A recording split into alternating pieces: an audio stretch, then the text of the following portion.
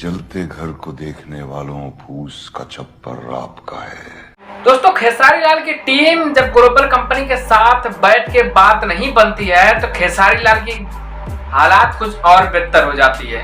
शायद कि खेसारी लाल की हालत ऐसी हो जाती है, शायद आप लोग को देखना चाहिए कैसी हालत हो जाती है उनकी। जलते घर को देखने वालों फूस का छप्पर आपका है। आग के पीछे तेज हवा, आगे मुकद्दर आपका है। हो शायद कि खेसारी लाल ग्लोबल कंपनी के साथ बैठ के समझौता करते तो हैं, बट ग्लोबल कंपनी का मानते नहीं है वो।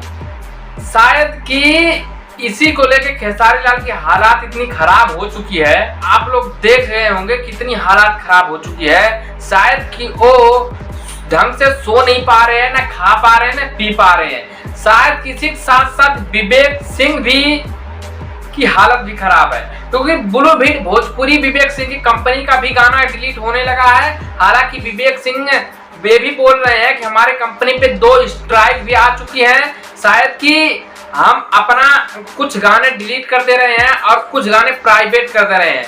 आप लोग सोचिए, इतना महंगा गाना शूट हुआ था, अब उस गाना को डिलीट करना पड़ रहा है, प्राइवेट करना पड़ रहा है। भाई लोग, कुछ ऐसी मजबूरियां हैं, ऐसी नहीं है ब्लू बीट भोजपुरी का ही गाना डिलीट और प्राइवेट किया जाएगा।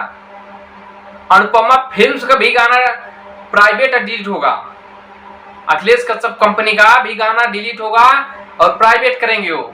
अभी तो रुको, अभी तो स्टार्ट हुआ है खेल। शायद कि खेसारी लाल को दिल्ली हाई कोर्ट जाना पड़ेगा, कि दिल्ली हाई कोर्ट खेसारी लाल को जाना पड़ेगा।